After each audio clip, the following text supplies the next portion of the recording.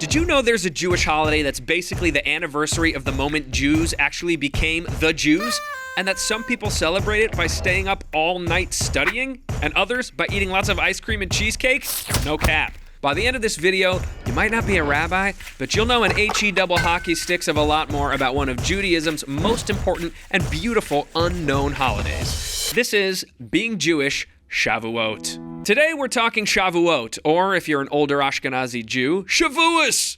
And to help us understand more, I've invited back a new friend who you may have seen on the show recently, not once, but twice. And now he's about to become our first three-time guest. Live from New York, it's the Senior Director of Jewish Life at the 92nd Street Y, Rabbi David Ingber. Rabbi, Baruch haba, welcome back to the show. Thank you. Live from New York. I felt like Saturday Night Live with Rabbi Ingber. That's awesome. Doing my best Don Pardo there. As I just told the listeners, we're trying something new here. I want to talk about Shavuot, the holiday that is upon us. It's a super important, significant holiday that I think doesn't get its due. So let's start with, if you would, just sort of tell us all what is Shavuot, what's it about, and sort of traditionally what it's looked like and how folks have celebrated, and then we'll dig a little bit deeper. As you said, it's an important holiday. It's kind of one of the three basic pilgrimage festivals that the Bible or the Torah describes, along with Passover and Sukkot. It's one of those Shalosh Regalim, or the three leg festivals. Literally, it means legs. They would pilgrimages, people would walk up to the temple in Jerusalem. And it's basically the most important holiday in the Jewish calendar that no one has ever heard of. I think the reason why no one knows about it is because it has nothing. There's actually nothing related to it that is like a thing to do. Right. It's missing the big ritual. Exactly. Sukkot has the hut. Passover has like the Seder and the matzah. Hanukkah has the candles, right? But like Shavuot is lacking that. And basically it has like cheesecake. Right. Cheesecake and studying. And staying up all night. Exactly. Right. Everyone's favorite thing to do is eat cheesecake and stay up all night, right?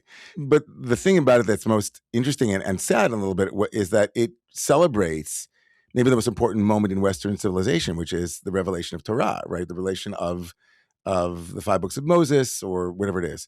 So I guess the pitch about Shavuot is that it's where we got the Torah. It's the holiday of Torah.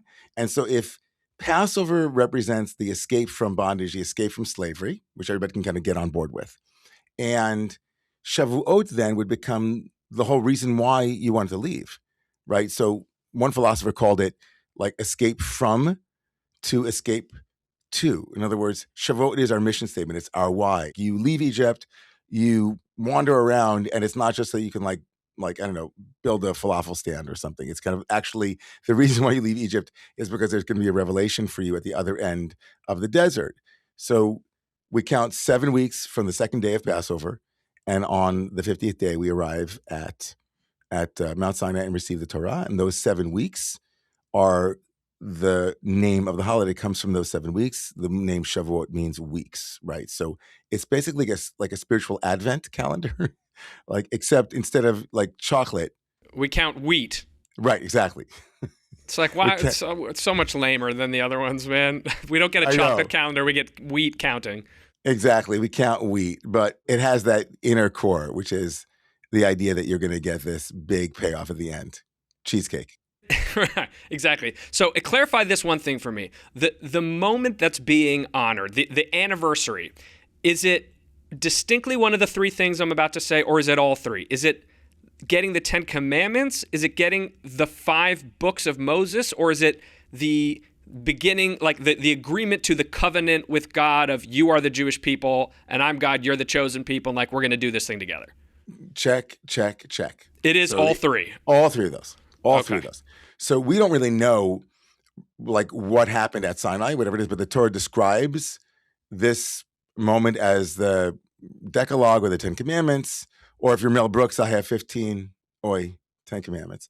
And then all of these other pieces that you just said are kind of part of the eventual story of the Jewish people, which is Sinai, revelation, covenant, which is like a contract between us and God to keep the Torah and to learn it and to love it. That seems like not just an important holiday. To me, that it seems like the holiday. That is literally the anniversary of the Jews becoming the Jews. And like, we don't even talk about it. I keep being surprised the more I learn about Shavuot to be like, whoa, this is massive. Shavuot as a kind of like holiday of the Torah is like everywhere, right? It's like almost like the Constitution of the United States. There's no one day when we celebrate that, but it's everywhere. It's in all the things that we do. But of course, you're right. Like it should be a much bigger deal, and that's why the whole custom of staying up all night that becomes like a really special, like, up all night kind of thing. To like bring back your Constitution analogy, I would argue, we do celebrate that specially sort of one day a year on 4th of July. It's like we are going to celebrate the anniversary of the day that we became this nation, and that's our sort of founding document. Is it just in modernity that sort of Shavuot's gotten lost in the shuffle, or like within sort of the rabbinate and tradition, has it always been this sort of, forgotten little brother holiday, or did we lose it somewhere along the way? It's such a good question. I think tracking it, Shavuot probably was not nearly as big as the other two, just because it's only a 1 or 2 day holiday, and the other ones are 7, 8. They're longer. If modern Jews were to relate to one holiday, the least, it might be Shavuot, because the whole question of whether or not God gave the Torah and the authority of the Torah is something that like modernity to some extent tossed out the window. Like I think a lot of liberalism itself was kind of like a movement away from the divine authority of revealed or received traditions, right? So there's something about Shavuot that feels anti-modernist in a way. Like, Passover you can get behind, because even if you don't believe that Jews left Egypt, like who can't get behind the holiday that celebrates the freedom of slavery? I actually think of all the holidays, it's the one that would probably, if people knew it and understood it, speak most to Jews today, because, people are really re-engaging with their Jewish personhood in a way that they haven't in a long time. And this is very literally, the anniversary of the beginning of that personhood, the day the tribe officially became the tribe.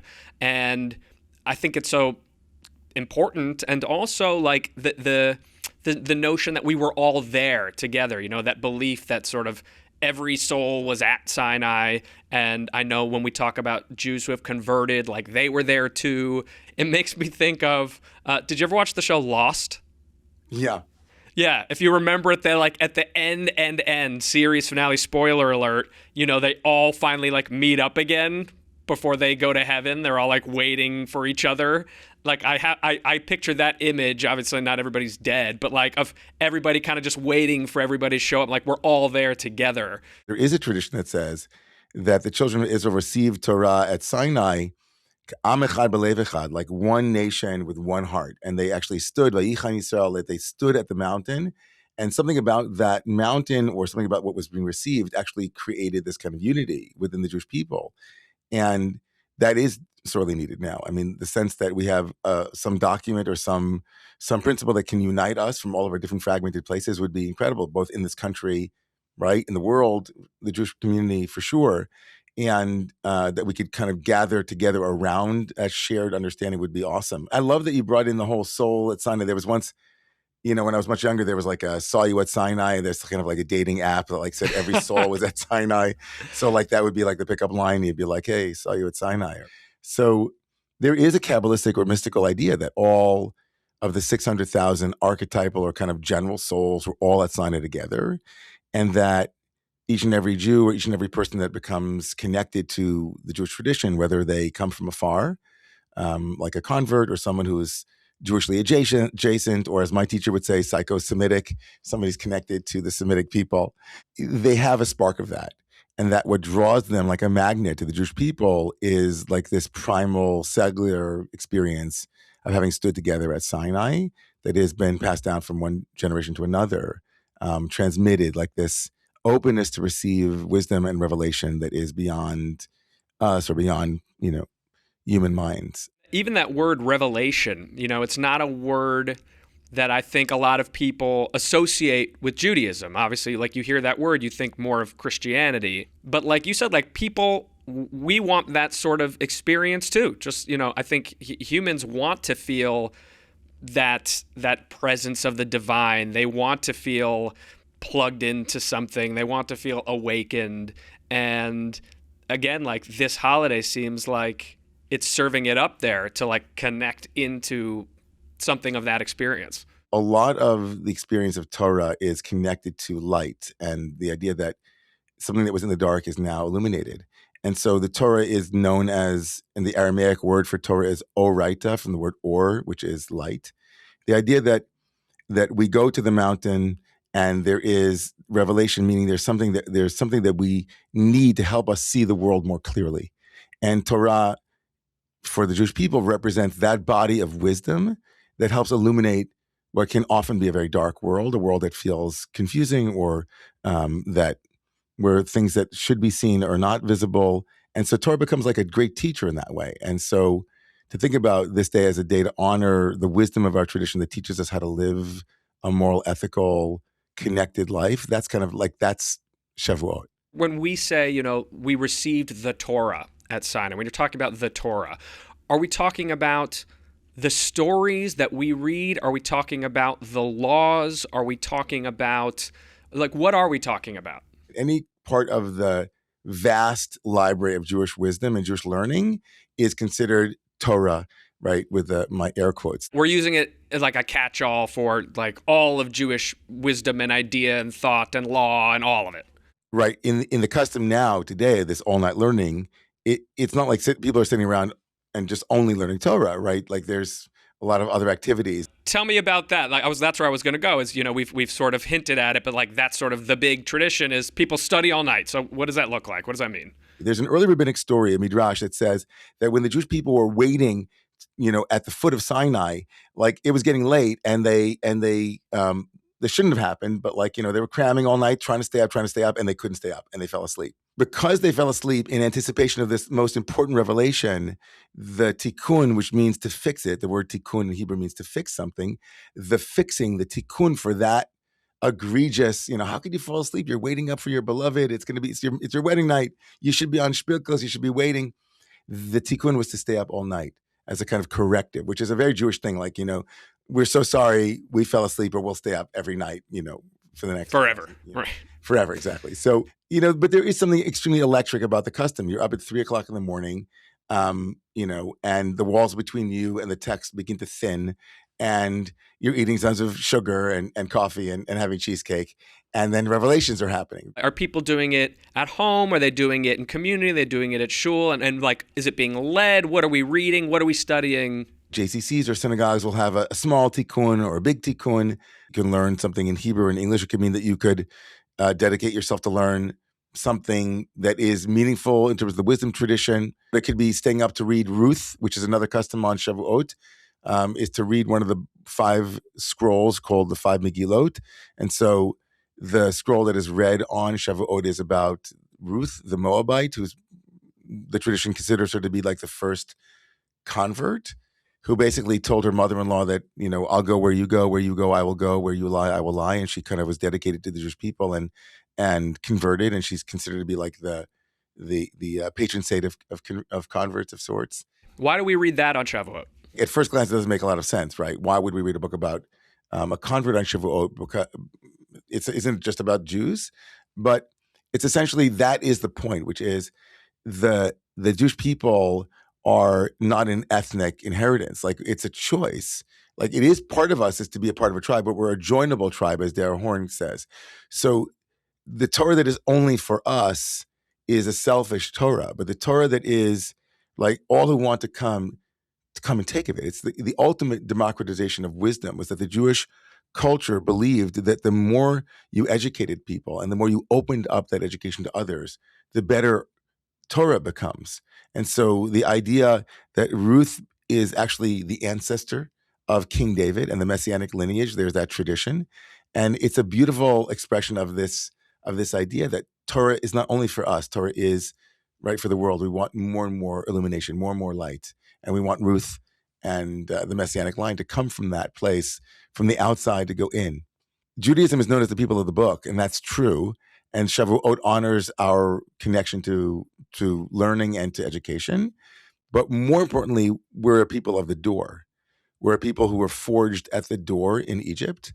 And forever we become a people who hold the door open for those who want to join us.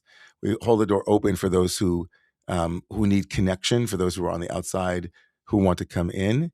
And so Ruth becomes the ultimate expression of that people of the door and the people of the book, right? She comes in, she joins our people, and she then not only is she a part of our people, but she becomes royalty, right? She becomes royalty. And that's a really beautiful message.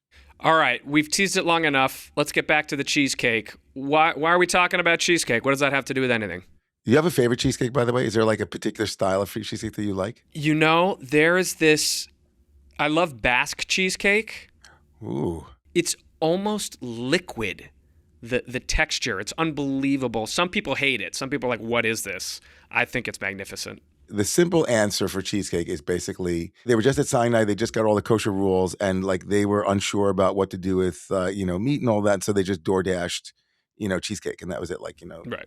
Go puffed it, and cheesecake came, and that kind of made things much simpler for them. The deeper reasons are that often Torah was connected to the sweetness of milk, so dairy itself becomes like part of the Shavuot experience. There's a verse in Psalms that says, Dvash v'chalav tachat leshonech, that let it be like honey, sweet like honey, and like milk under your tongue. And so Torah becomes analogized to sweetness. And so all dairy products become a part of that.